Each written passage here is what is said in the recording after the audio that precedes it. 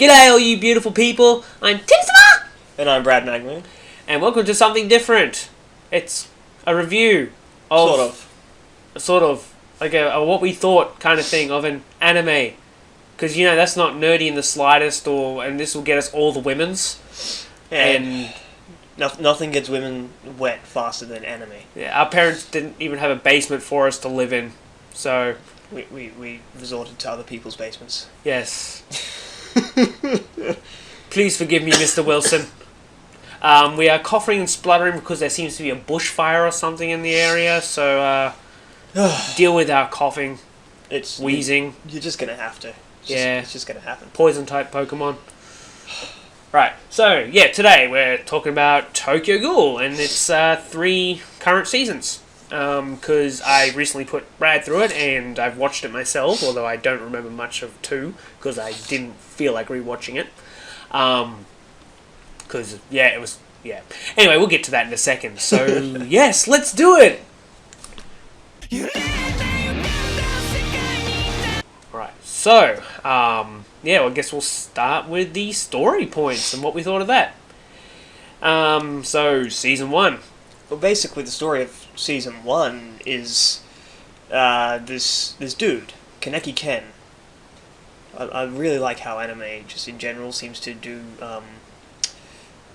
alliteration with the names.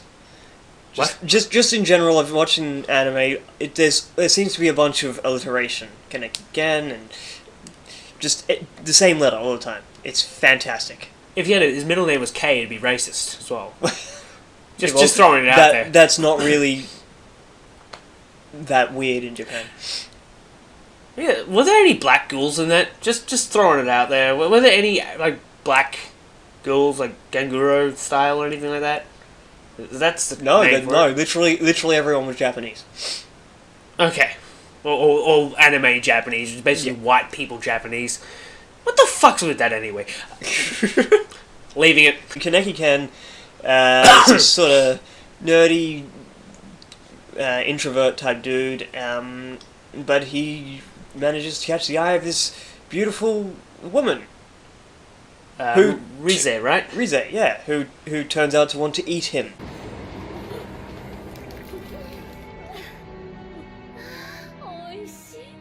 Literally, because she's a ghoul.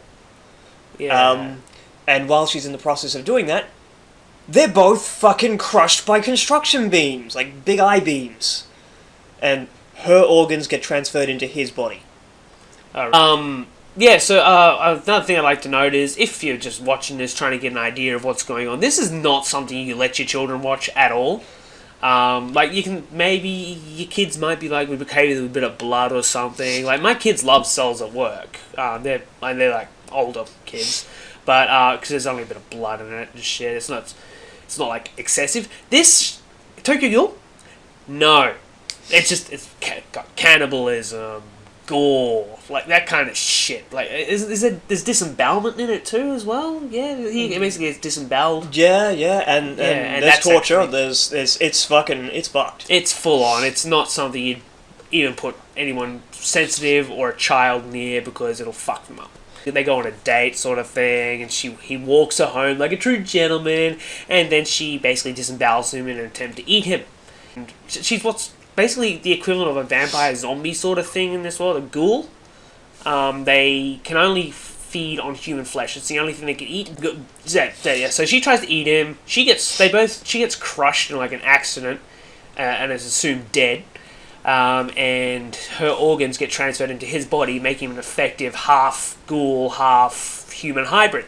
Of course, the humans hate the ghouls, so... Because cows... because of reasons. If cows knew that we eat them, they wouldn't like us either. Yeah. Just saying. There are a few references referring to human as cattle. Rize is fucking...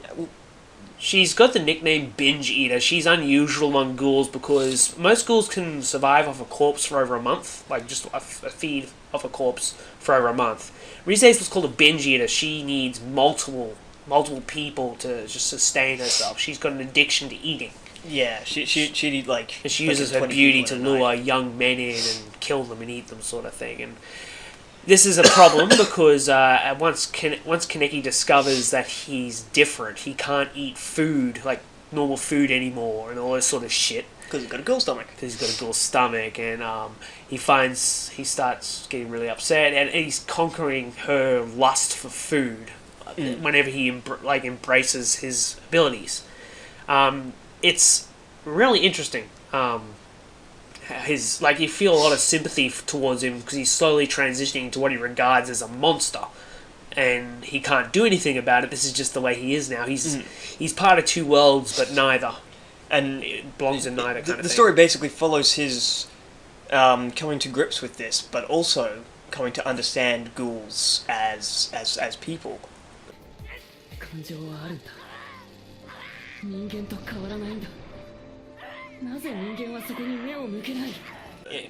they are. The group he falls in with, if you guys have seen those shitty Twilight movies, you could compare the people from the Antiku Cafe to them somewhat. The Cullens, I guess. It's a real... I really apologise for that analogy, but... You should, that's horrible. It's true, though, because they try and not, feed on humans as such, whereas the Antiku people, they feed only on the dead, the people that are already gone, and they don't attack, they just try and blend into society. They're just trying to live their lives. It's more like, who was it? Those in the Blade movies who would go and buy blood from blood banks. I don't remember. It was a long time ago. I love those movies, but it was a long time ago when I saw them. They eat the Antiku people. They eat suicide victims. Yeah, and just Logan Paul's found a new source. Oh wait, no, it's an old source. Never mind. No. Yeah, fuck that guy. Yeah. I don't hate him because of the body thing. I hate him because he's a dickhead. That's basically a lot of the plot points. It follows through Kaneki's eventual sort of acceptance of where he is, what his place in the world, until a plot twist, at the end, where he just kind of loses it because of PTSD. But we'll get to that because we don't need to break down the entire season bit by bit. Yeah, but there are a few different arcs in it. So there's the Tokyo and the Gourmet. Yeah, the Gourmet. He's an interesting character. He's an important character. Important character. His connection to Kaneki is very strange. It's like he wants to eat him because the ghoul and human combination gives him this intriguing scent or something, and he finds it absolutely fascinating. It's just addictive. He wants to eat him, but at the same time, he'd be sad eating him because he'd no longer be able to enjoy Kaneki's company.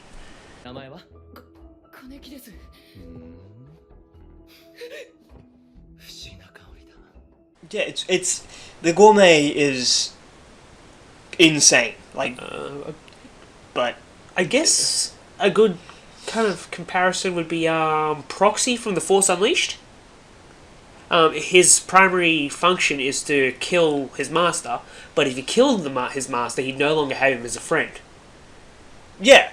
So it's the same sort of principle, but different at the same time. Well, even in the first season, the concept of enjoying Kaneki's company wasn't as prominent as so much as he couldn't just kill him and eat him.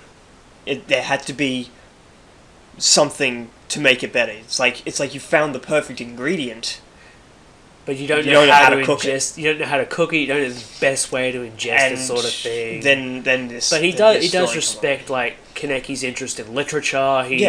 And they enjoy the discussions and stuff. It's a really complicated sort of relationship. Talk about complicated relationships. Toka and fucking Kaneki. Oh fuck. That is so season 1. It's just she hates him, but she likes him, but she hates him. She's like tsundere as fuck, but not. Because she's not even primarily cast as a love interest in the first season, really. More like a I didn't even like her character too much at first, but she really grew on me by the end. Yeah, she's kind of really cute too. She seemed more like another protagonist. What other arc was there? There's before the Jason arc. There was the Hina and her mother. Oh yeah, Hiname, no! I know That was so bad. Little picture like the most adorable little like lolly frigging 12-year-old ghoul girl. Right, She hangs out, loves her mummy and her daddy and all this sort of stuff. And then Jason is introduced with this arc. Yeah, her father is working with a group called Agori Tree. He's getting away from them. Trying to get away from them to reunite with the mother and the daughter. And then he is killed by a anti-ghoul group, government department known as what are they? Oh fuck. The CCG. CCG. I thought it was CCG. Yeah. They referred to by the ghouls as doves. There's so many different players to talk, and I just got to point out that one thing I really enjoyed was how human they made the CCG. They weren't just an omnipotent bad guy. They weren't just pure antagonists. There was real human emotion even in them. Most of them actively thought they were doing the right thing. Exactly. Although it becomes apparent that some of them completely lost their fucking minds as well. What's the name? Mado. Yeah, he's respectable. He is a good guy. Like he has a lot of compassion towards a lot of other people, but he also hates ghouls with an insane passion because he lost his wife to them or something. Yeah. And this is actually an important point because he kills Hiname's mother and father. And takes their the Kagenes, their special powers. They effectively come like spectral tails or arms or like Yeah, it might even have to do a separate section on that because it's a bit of a complicated subject. But he takes those and turns them into his weapons. Yeah, turns them into his weapons and then starts using them to try and kill her.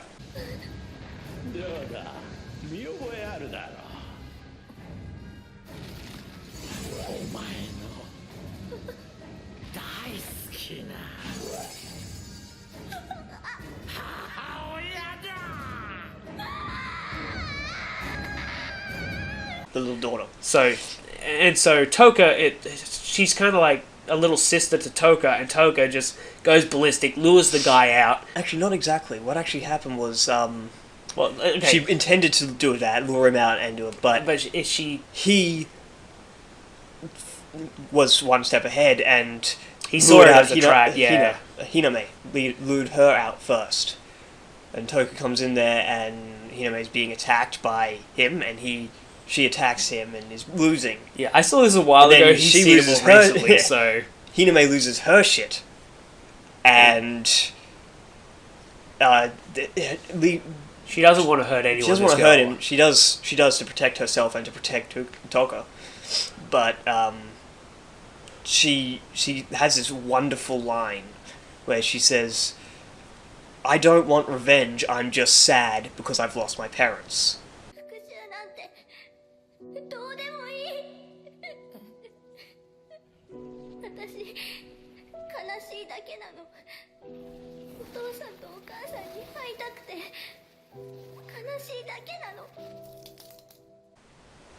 Yeah, and that's like, she's so sweet.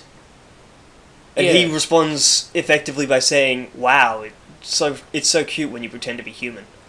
Yeah, because keeping in mind, ghouls are basically people. They just exist the way they are because they can't exist any other way. They have to eat to survive. And when he's dead on the ground, Toka gets really angry at him, like, "You have to wear gloves? You think it's that bad just to even touch us?" And rips off one of the gloves, the log off on his left hand, and he's got a wedding ring. So she's thinking, I've just taken a man from his family. I've killed someone and they will never see their father again. How am I any better than them? Yeah. So she starts to question her own ethics. And at this point, just while they're doing this fight, Kaneki is distracting his partner, keeping him from getting there. That guy's very, very professional, very upstanding, believes that... He's just like he's a good guy. Like he believes fighting ghouls is a thing of justice, and he's doing it to protect mankind. But Kaneki isn't acting like a ghoul. Amon has only seen ghouls as monsters, and Kaneki has all these emotions and feelings, and he doesn't want to kill him. He knows if he surrenders to Rize, he's gonna lose his shit, and he's gonna slaughter him like a fucking piglet or something. But he does briefly to try and to break the weapon, the Kinkei, as they call it. Yeah, the quick Quinkei. It's effectively, we'll get onto those when we discuss the Kagenes. But yeah, Kaneki breaks it, and he's sitting there, and he's struggling to not give in, and he turns to this dove and tells him to run away. Don't make me a killer. Don't make me the monster you think I am. Please go. I don't want to be the monster you think I am. Why didn't he finish me off? And that just fucking fucks with Amon's And head. he too starts questioning a few things. He becomes borderline obsessed with the ghoul that will be known as Eye Patch. Because he's wearing his mask, which we need to get into at some point too.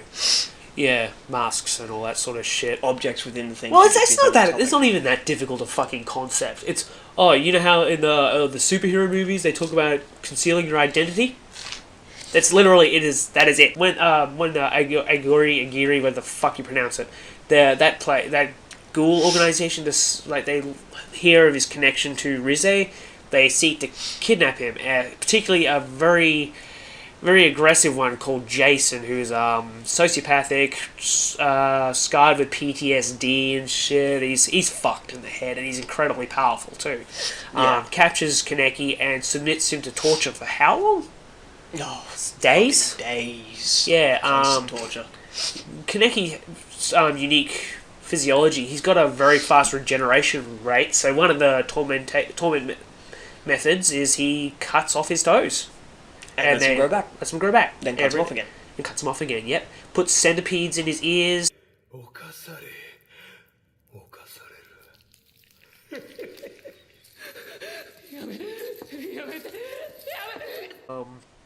Just generally fucks with him.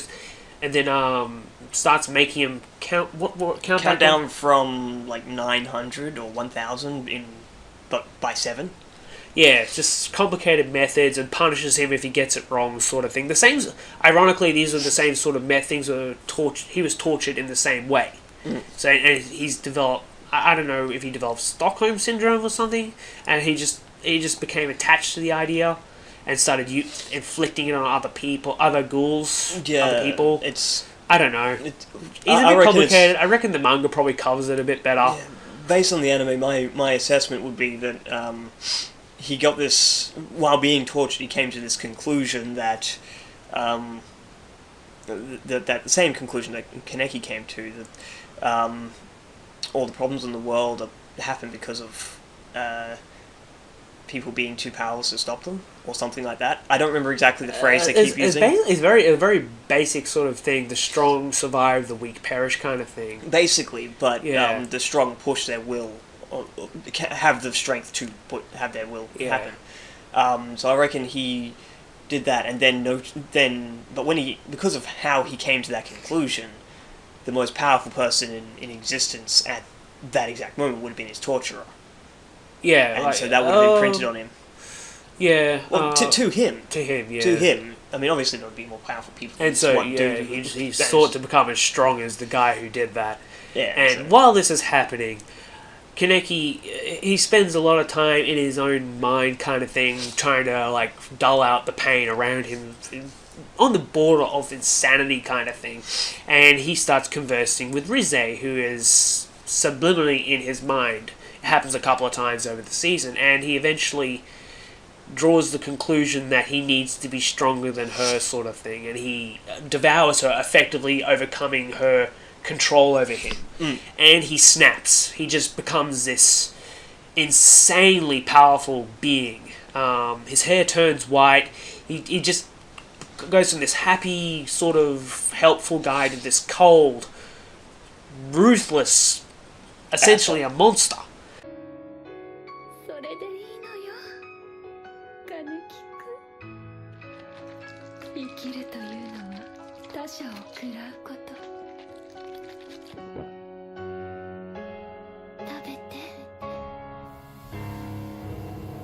still has but he's still there. He's still in His there. personality is still there. The niceness is there It's some just, way. It's just put through in a different way, and Yeah.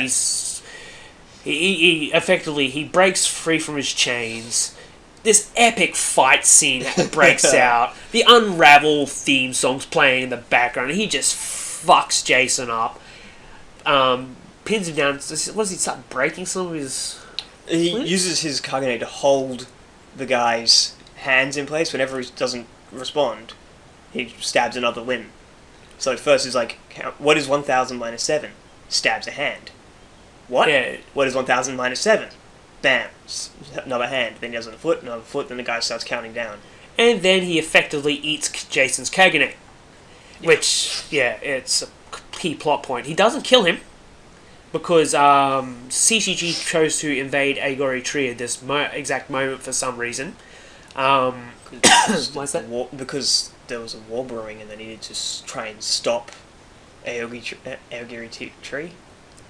And they thought that this particular place was their hideout, but it wasn't. Yeah, So and a major battle happens, but it's not. And so, Best Boy finds Jason and kills him, and hey, he is so hot, especially in Re. Yeah, he's quite the trap. That basically summarizes the first season. Then Kaneki decides story. he's going to go off by himself.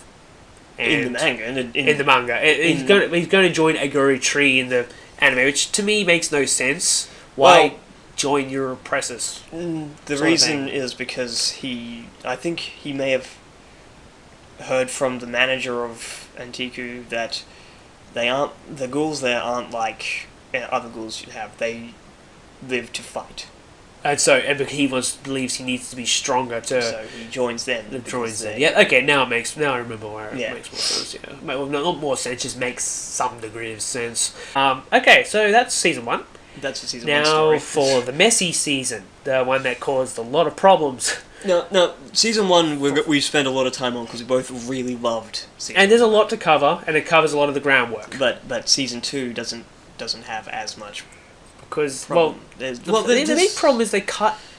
what I understand is that the reason it doesn't hold together very well is because they cut a lot of key details out of the manga. Yeah, so... Agiri Tree fights CCG, and then CCG fights Antiku. Yeah, like there's a lot of scenes where Kaneki's seen leading assaults and building up sort of notoriety. Notoriety, yeah. Is notoriety the way you pronounce it? I am so stupid, never mind. Builds up notoriety. Like he becomes well known as a ghoul named important Eye Patch. He's reputed amongst other ghouls because he tends to feed... He doesn't eat people still. He still tends to just feed on the ghouls' Kaganes. It's like effectively cannibalism. And that's what they call it basically- in show. It's cannibalism. No matter what the fuck he does, it's going to be cannibalism because he's both ghoul and human. He's a cannibal no matter what the fuck happens. So he feeds on that, and they do briefly mention what happens if you eat too many... If you cannibalize for too long, a ghoul becomes this incredibly strong, but... That's my cat trying to open the door. And succeeding, usually. Fucking what? Yeah, you eat... Cannibalize enough as a ghoul, and your Kagane becomes incredibly powerful, but you have no control over it. And you lose your mind You as lose your well. mind. Like what happens when you're a human and you eat other humans. You lose your mind. Yeah, I suppose. Um, Also, like all these raids, they finally raid the ghoul prison to free a couple of people. You know that cunt he freed at the end who kicked his ass? yeah. What the fuck happened to that guy? Who the fuck was that guy? Who was that guy? Who? Why do I care? And he just vanishes. He doesn't even appear in the next season. シャチさんですね。あなたを解放しに来ました。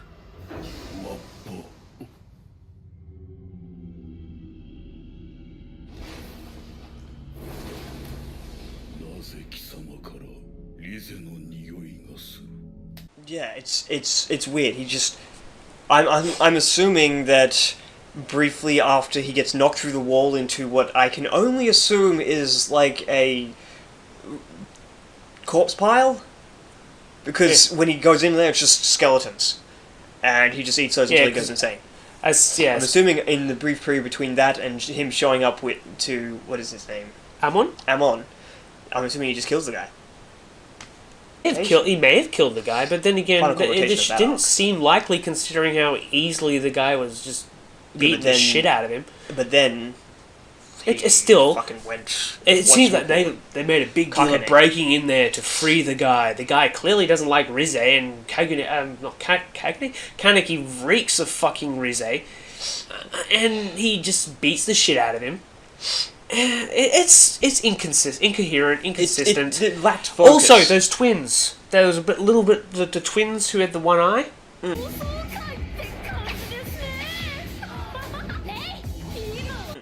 They were explained very briefly. They were students at the CCG. They were human, and then they became one-eyed ghouls like Kaneki somehow, and it wasn't really explained how. And then they kind of disappeared as well. Like I said, this shit is incredily inconsistent. It's inconsistent. It's very hard to follow. There was a lot of cool battles. The art was. Well, we'll get to that. The thing about it was you had basically two sections. You had the prison break and the assault on Antiku. And there's a little bit of character development for Toko when she's realizing how much she misses Kaneki. Yeah. Hinami is doing fine. Did anything happen to Hinami? Like, she appeared, but did anything bad happen to her? I can't remember. No, she was fine. In season 2, she's they saved the bird or some shit, or was that for season 1? No, that was season 2. Season 2, they saved well, they saved it in season 1, and it stayed as important in season 2. And there's just like a bunch of little character development for the Antiku people as well. Also should be noted, 2 lesser characters in Antiku: the dude with the big nose and the chick with the long hair. The guy keeps referring to as Devil Ape.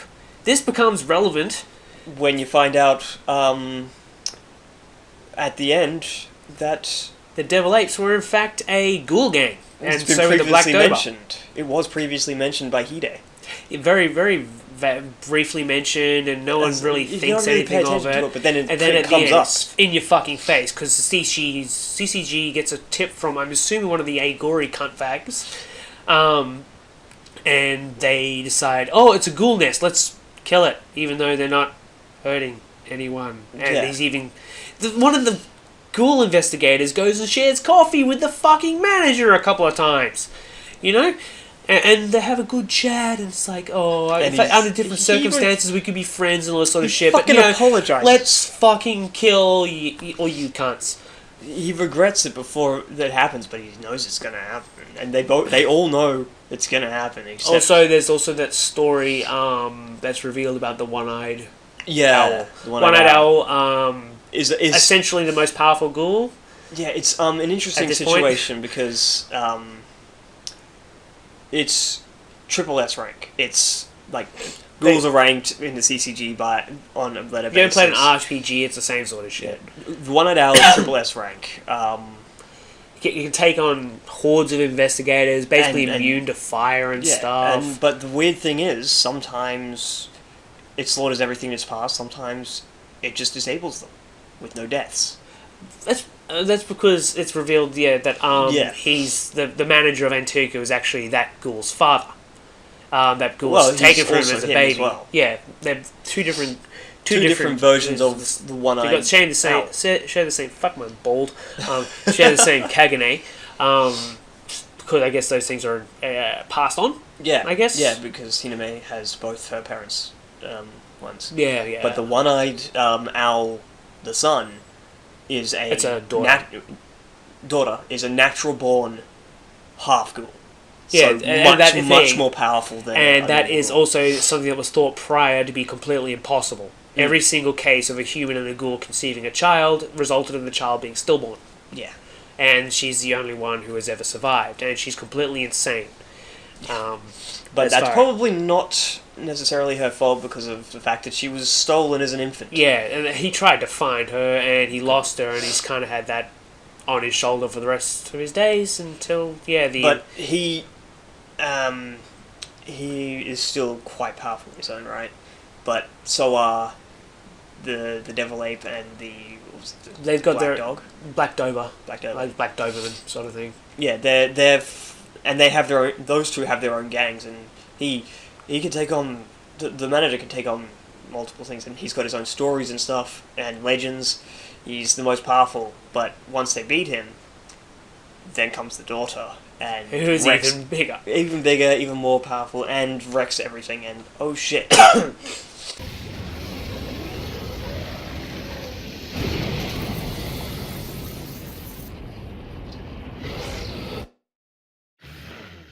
Yeah, and I guess there's a kind of an implication that the old gang members, they need this fight against the CCG to redeem their actions in the past or some shit. Yeah. Just like classic anime stuff that doesn't translate very well to English. Yeah, it's code of ethics and code of society honor and stuff. I guess, I don't know. It's pretty cool. After Kaneki Kaneki, yeah. loses his mind to the cannibalism and then regains his mind, he comes in and saves them. Yeah, saves the devil Black ape, Dober. Black Dober. They saves them too. Toga is not allowed to participate in this fight by Mr. Yomo. the fucking bodyguard dude. We This didn't is- cover him much because he's, well, not much is known about him really. Instead, he's Oh, kind of stoic. Kind of stoic, good fighter, and makes good coffee. Yeah, and then Kaneki has a showdown with Amon. I believe he emerges. Yeah, he emerges victorious. I don't know if he killed him or not. The implication is that he killed him, but I'm not. It's not known for sure. At this point. At this point, no, it's not known for If sure, he's not but dead, he's disappeared. Yeah. Also, And then- Mado's daughter is introduced in season 2 as well. She's kind of an important character in season 3. Yeah. そうかまだ聞いてないのだな今日から君のパートナーになる窓明二等捜査官だ窓よろしく頼むアーモン上等捜査官 She's pretty, And she's kind of a bitch, I diligent guess. and has some of her father's passion for ghoul slaying. Yeah, because her mother was killed and all that. Yeah, and but that took her she father away. kind of has feelings for Amon as well, but Amon does not want to return them because he respects her father too much. You know, because if your friend dies, you don't go and try and fuck his daughter. You know, it's not how it works. Yeah, that would be a pretty dick move. Yeah, And he's literally not- a dick move. And he's not a dick.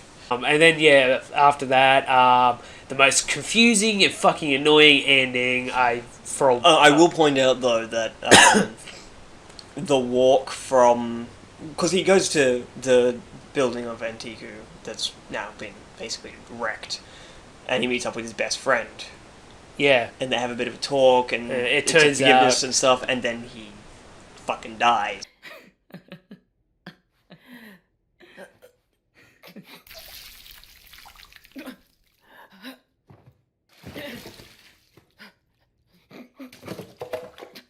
it turns out that his friend knew all along, like figured it out ages ago that he transformed into a ghoul, sort of thing.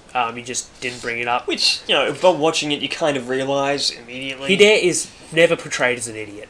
Never. Never. It's- He's actually portrayed to be very cluey and quite intelligent, so he figured it out. Kaneki has to try and take extra steps to conceal it from him in case he loses his best friend. But in the end, it was just revealed that Hide didn't have a problem with it.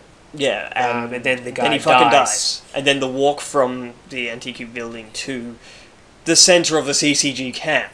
Yeah, he's fucking It's carrying him. Oh, my heart! Yeah, Oh, it's the a feels. sad moment. Apparently, he's not supposed to die in the manga. But A lot of people were not happy about that. But then, that was so powerful for me watching it, Yeah, it hit me pretty hard and too. it was amazing because they did the same trope as they did in the first one, but they flipped it on its head. The first season they ended with a final battle with the theme song. Yeah. This one they had an a cappella version of Unravel, the first season's theme song, Really? as he was walking. I didn't pick that. They did. I'll they have to did. rewatch it. It was so sad because I could hear it in the background. It threw like Unravel, yeah, is a very powerful. It's very much, emotive song. very loved song among the anime community, except for the people who obviously feel opposite, and they don't just feel a little bit opposite; they feel extremely opposite. But that's It's like either you love it or you hate it. But most people love it. Yeah, because it's an amazing song. It is an amazing song. But in this case, it was used to punch home a different emotional feel than in the last one. First season it was triumph, and this one it was defeat, and yeah, it worked really well. And then like the biggest disappointment ending of all, he gets up, he meets the Reaper of CCG, Arima, the guy who could take on who actually showed up to take on the one-eyed owl and cause her to retreat.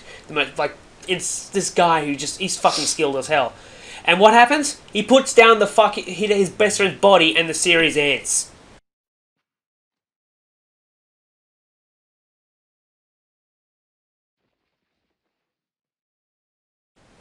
Yeah, it's fucked.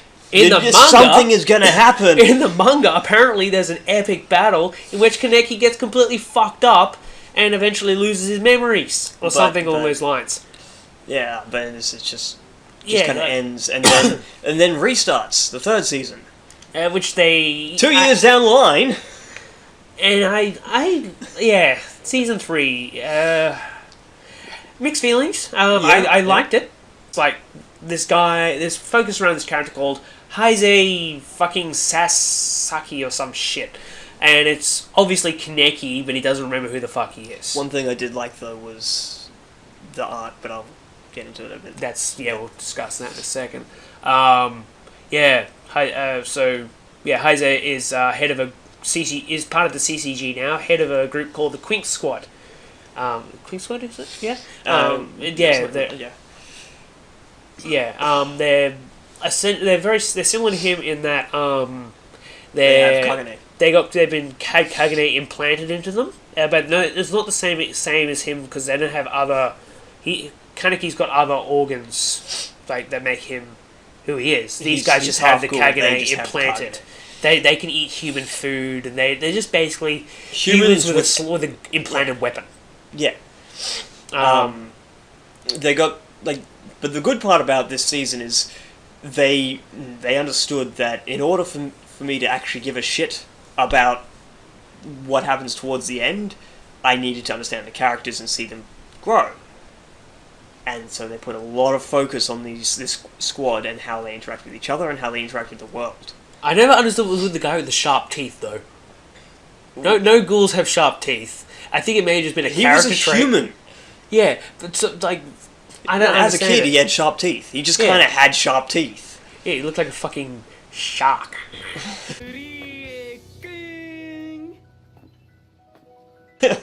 Yeah, I liked Psycho, though. Yes. It kind of reminds me of, what's that fucking fat thing with the blanket? Umaru? Umaru-chan? No. She's way less annoying. Way less annoying. Psycho's lazy, fucking... Psycho is lazy as fuck.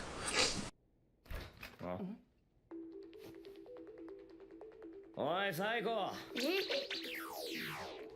お前、まさか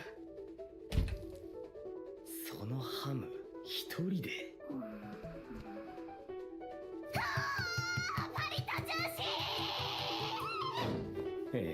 But when threatened with not being able to live her neat lifestyle.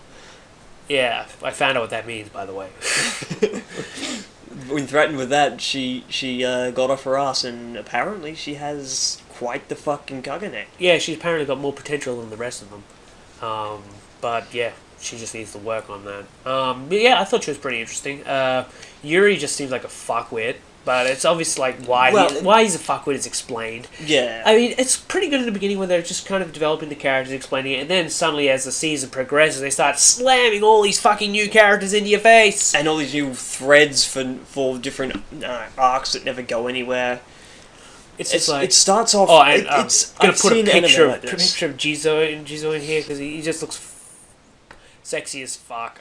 He was actually raised in a ghoul, like, they have these fighting rings where they just pit humans against humans and just eat the loser or some sort of shit. Basically, yeah. Yeah, and he was really skilled, and yeah. Anyway, they just keep slamming all these characters in your face, and you got like 25 fucking CCG members. You have to remember their names and their stories because it all becomes apparent, and then you got to. Then at the end, a bunch of them just fucking die. You're like, I don't give a fuck about suit number 6. What the fuck is Toko doing these days? Yeah, Oh, wait. exactly.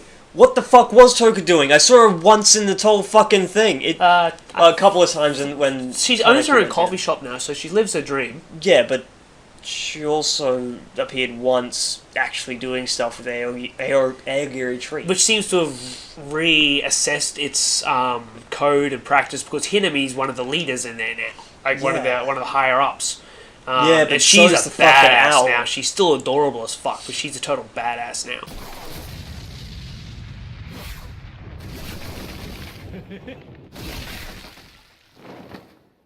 なんで邪魔するのかなちゃんひな Yeah. What there's so many things I want explained. Like the fucking twins from the second season. Yeah, apparently they never reappeared in the manga either. Fucking the brown-haired dude who became a white-haired dude. Oh yeah, I'd imagine Takaneshi or something. Yeah, Takeshi? he was always Muto's daughter's second. Like, Yeah. it frustrated the fuck out of him. And then I he think became a he fucking signed up for ghoul? Quink's. I think he signed up for Quink's squad. Like, my assumption would be he signed up for Quink's squad, but unlike the rest of them, he didn't adapt correctly. He failed. Like, it was a failed experiment sort of thing. And he went insane. And, Maybe. did like a Kaneki and went and joined them. They would have known about him then, and they didn't seem to maybe. realize. Well, they seem to do a lot of covering up. Well, yeah, true. They just try and cover But, things up. Yeah, one thing they threw the special investigators in, the CCG special investigators, which are like really top, fucking all own sort of. Oh, there's that all those creepy people, yeah. Yeah, like the creepy ones. the excessively cute girl who's actually fucking I hated that insane. bitch. Like The pink haired one. the pink haired one. I was so happy when she got decapitated. Holy fuck! 状態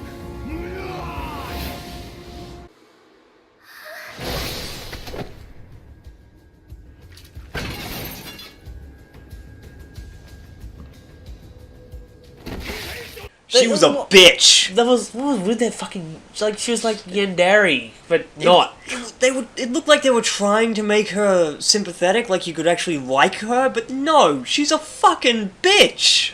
And the whole group was fucked. Let's yeah. admit it. Like, the whole group was fucked up. Yeah. So anyway, yeah. Back to season 3. It covers one arc, I guess. The auction arc where that fat bitch is revealed in number 2. Big Mama or whatever her name is. She's revealed in season 2. Or is it season 1? I think she was revealed at the Gourmet, wasn't she? Yeah, she was revealed at the Gourmet thing initially. She's the one who. Yeah, that's right. the fat Because dude. Jinzo first appears in the first season. Yeah, and it all comes together sort of there. Yeah. And it's like in the. No, Jinzo's revealed in the second. No, he steals Kaneki's wallet in the first season. Oh, right. I forgot. Yeah, He was just kind of a weird dude initially. he is but a then he weird become- dude, but it's endearing. Yeah, but then there's the auction house arc where the Kinkei and a few others infiltrate. Quinks and a lot of others as an infiltrate. the squad. They plant this dude who looks surprisingly good as a trap. In with It's a Jinzo. woman. What? It's a woman. Playing the part of a boy, playing the part of a girl. How'd you reach that? When she hugged, what's his face after he stabbed her? Yura. She's actually a woman, and Torso's the first That whole person. Torso's like the The first first ghoul ghoul they're that trying they to went catch, after. but he goes that crazy was a after- weird thing too. He goes after her, and that's actually her name that he keeps calling her, because it's someone he loved, or was obsessed with. よかった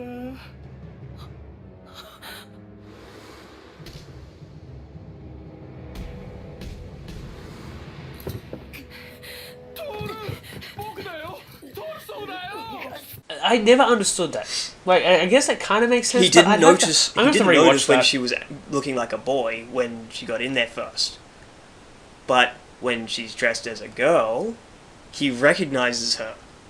But how the fuck... Okay, let's just analyze a little hole there. If that's a woman dressed as a man...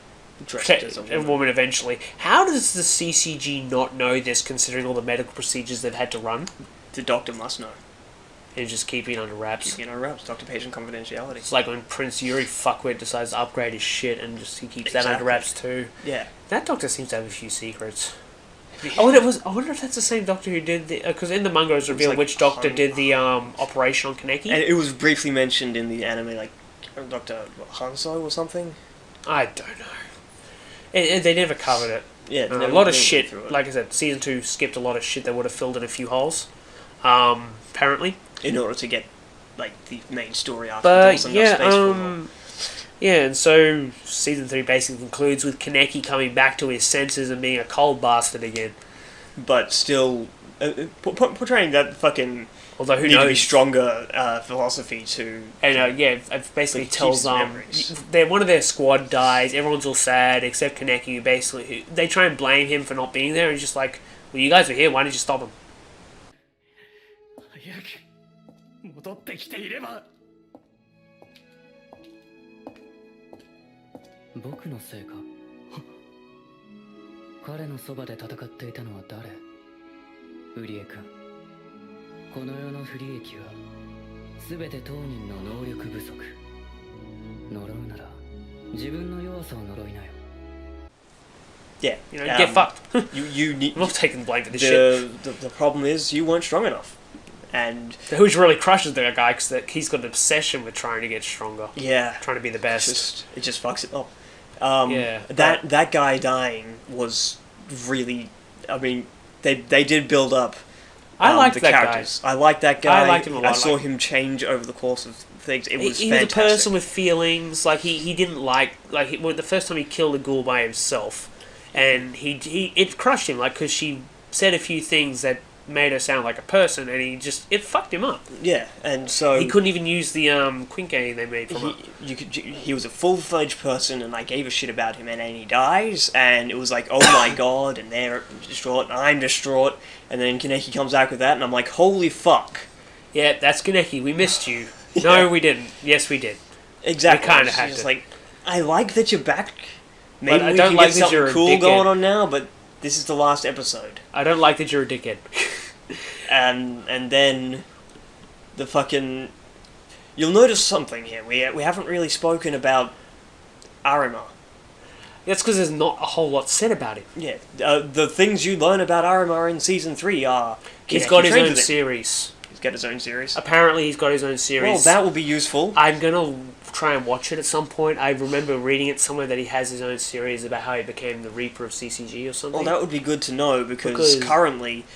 we know fuck all, except he's in merciless season, towards you see ghouls. a couple of times that he's like this awesome fighter in the previous seasons, and in this one you see that he's sort of... He trains...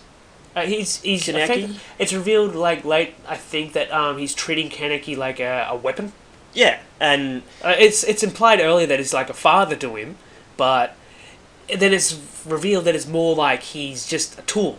Yeah, and then... Whereas Mado actually treats him like a child, like a lost child who's sort of thing. Yeah, and but it's not really gone into, it's just kind of stated briefly. Yeah. You don't really get any impression of who Arima is or give a shit about him. It's the sort of thing that they needed to stretch out over more than 12 episodes. Yeah, well, But they could have do it. fit in a arc of building him up as someone important if they just included him more, rather than using his name in deferential tones occasionally. Yeah, spoken with fear and shit. And then have him not exhibit those traits that those would be. And then right at the fucking end, after the credits, Kaneki is fighting him. I didn't give a shit. I saw Toka with Kishi... Suki fucking something. Sukiyama? yeah, The gourmet. Yeah. He reappears. He It's actually recognizes. pretty important in season Yeah, 3. he recognizes Kaneki right away, and he's crushed that Kaneki doesn't remember him. And sets about trying to fix his memory and all this and sort of stuff. shit. And then He loses everything. yeah, He's wealthy. I get- He's a good guy from a wealthy family of ghouls who've always tried to maintain themselves in society, sort of thing, keep for themselves, and then the CCG goes in and effectively I wouldn't say slaughters he's a them. good guy though, really. He's kind of fucked up, but he treats all of his underlings with great respect Yes. and care. Yes, He's within the morality of the ghouls, he's a good guy. yeah, he's But he does run the houses where they fucking have fights between humans and then eat the losers. yeah, he's kind of it's a grey area. It is a grey area. It's a grey area. I mean, like most fucking forced death anime. fights, but he's nice to people. He's got a good heart. He just likes playing with his food before he eats it, and he only eats specific parts that have certain flavors because that's why they call him gourmet and all that shit. Yeah, he's So important that way. that's But, kind of yeah. summarizes the story, I guess. That took a lot longer than I expected. Yeah. We didn't summarize it, really, we explained it. So I might have to cut it down a little. Cut it down quite a bit. But yeah, so the story, there's a lot of good there, but there's also a lot of missed potential and cram stuff. Like, they should have turned season 2 into the assault on the prison. Yeah, maybe fleshed it out a little. That way you could have fleshed it out and actually explained everything. So, I guess we can briefly cover a couple of other points. This took a long of time. Yeah, that's the story. Let's go to the next section.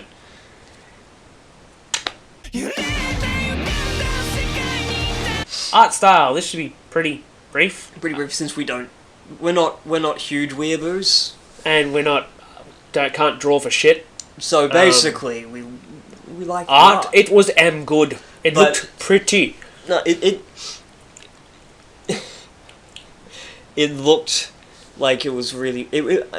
I don't watch a lot of anime, but it seemed to flow really well. Like the animation itself actually moved. Yeah.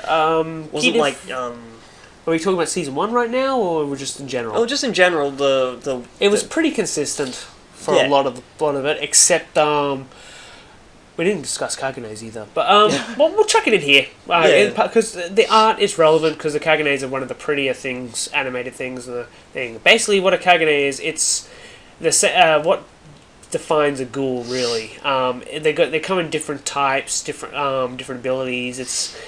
It comes basically from their back usually. from their back.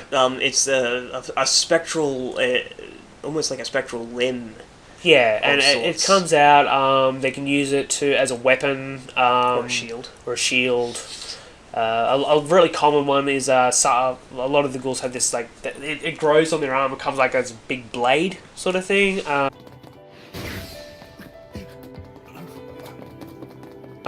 Toka's one. It's kind of like A wing. a single wing.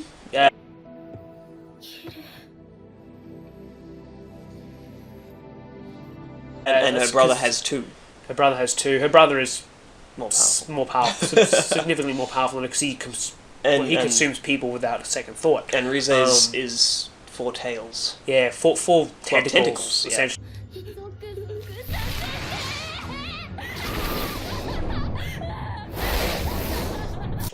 Rape! Yeah. Wouldn't surprise me if that exists. 100%. I just haven't been bothered looking at it. Haven't been bothered, or just not. I'm not going intrigued? to take any high ground when it comes to hentai, thank you. Yeah, that's it's all thing, but they are very well unique. You can tell a lot about a person, a ghoul by their.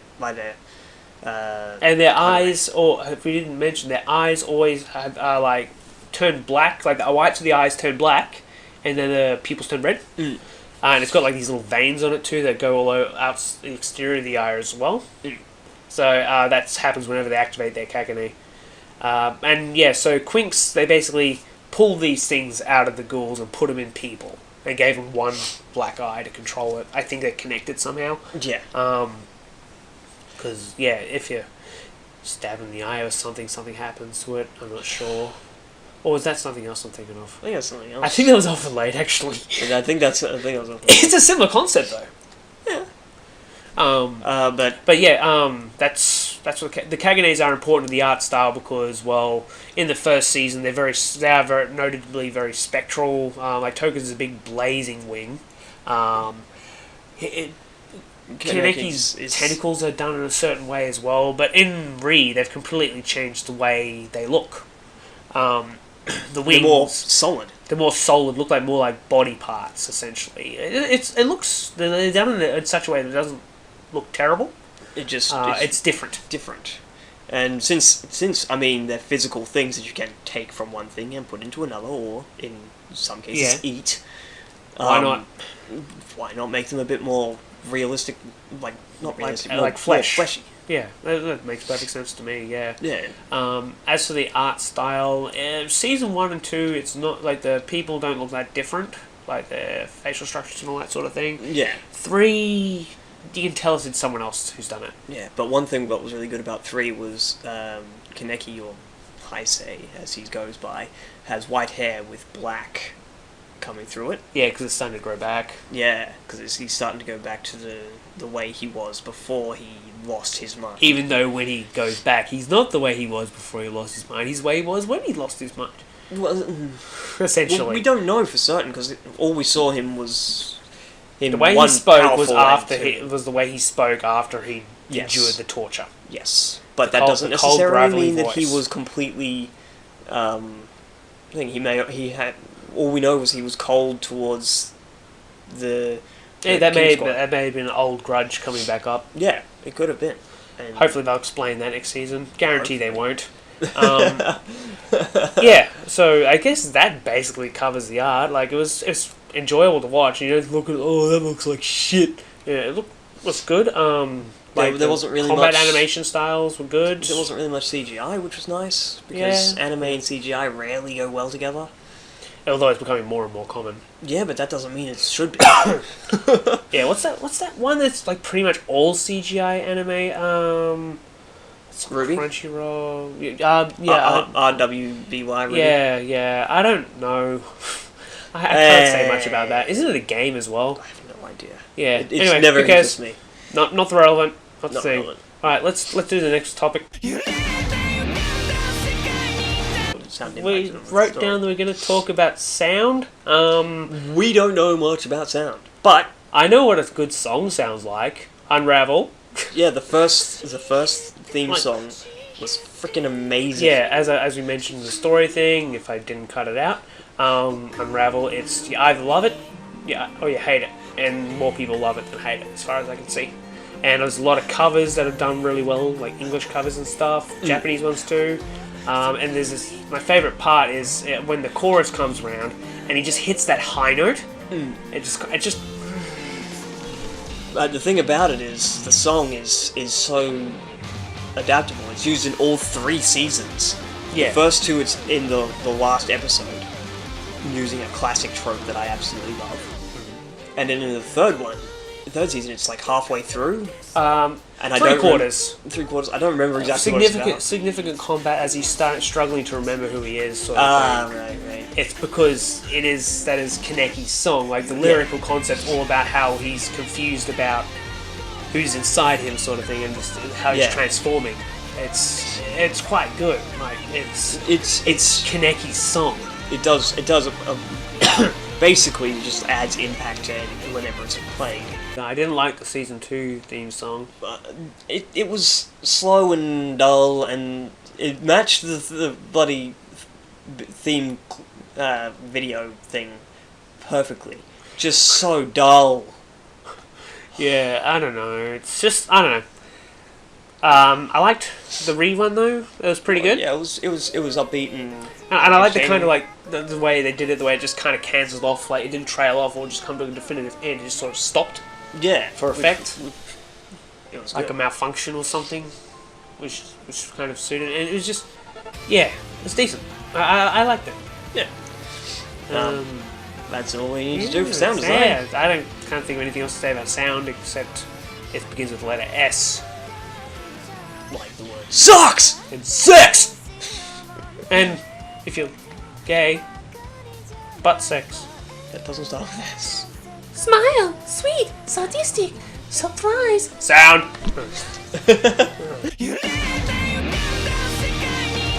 Well, I certainly watched it again. Yeah, thumbs up. Yeah. Fucking watch that shit. It's good. Yeah, Tokyo Ghoul. Yeah, it was quite definitely worth watching. A friend recommended it to me, and I told him watch it, and he watched it and he enjoyed it. Yeah, So, it was yeah. surprisingly good. I'd heard about it, but it hadn't really.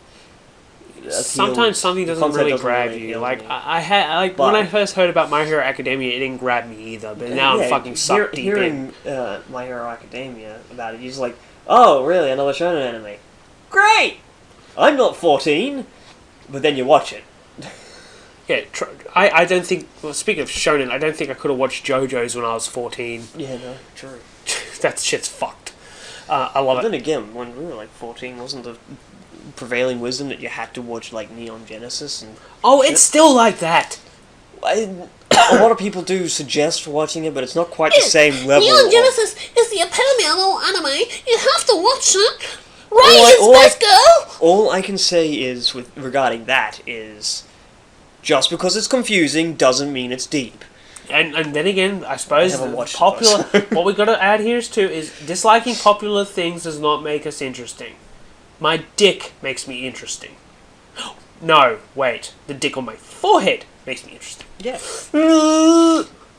Um. And my ability to put up with that is what makes me Yeah. interesting. Well. Yeah. It's anyway. Watch Tokyo Ghoul. If you Watch don't watch it. If you don't like it, you don't like it. If you like it, you like it. Now, what would Alex say at this point? Now, leave a comment and tell us how we were completely wrong and all of our opinions are null and void. I think that's what he says. Yeah. Check out that channel too. They do a much better job reviewing than us. But they didn't. They don't. They don't review anime. They review Star Trek and Star Wars and shit. And Doctor Who. It's Doctor Who. based on Doctor Who. It was, and then he's expanded to other areas. Yes, exactly. Yeah. We've not actually given any information. Just he does it. It's Alex. Dissecting who? Maybe I'll put his head here. Maybe I won't. Just 'Cause I actually have model. I've been putting his head on things for shits and giggles, so and showing him. And then so we'll I've finish got, with- I've got a transparent thing of his head, so I can just pop it in there. And then we put the credits that you designed. Well, fuck.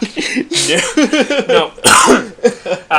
Anyhow, that's basically it from us. This has gone way too long, and I don't know how the fuck I'm going to shorten this down. There's a lot to talk about, apparently. 3 seasons. Yeah, well, maybe we can cut it down to like 20 minutes or something, even though we've spoken for an hour, but we shit-talked a lot too. We so, did. So, there's a lot of shit we've gone over quite a bit. Yeah, so I guess We don't if need to. it'll help us a lot if you leave a like, subscribe, sneeze, Yeah. and yeah, that kind of shit. Because yeah, sex is good. They just wrap up. You know, with too many. We are talking about anime, so sex is good is kind of important. Yeah, it is kind of important. You also got to know when what not to watch in your country. Please see your local laws and enforcement issues so you don't get arrested for watching the incorrect hentai. Oh dear. Bye.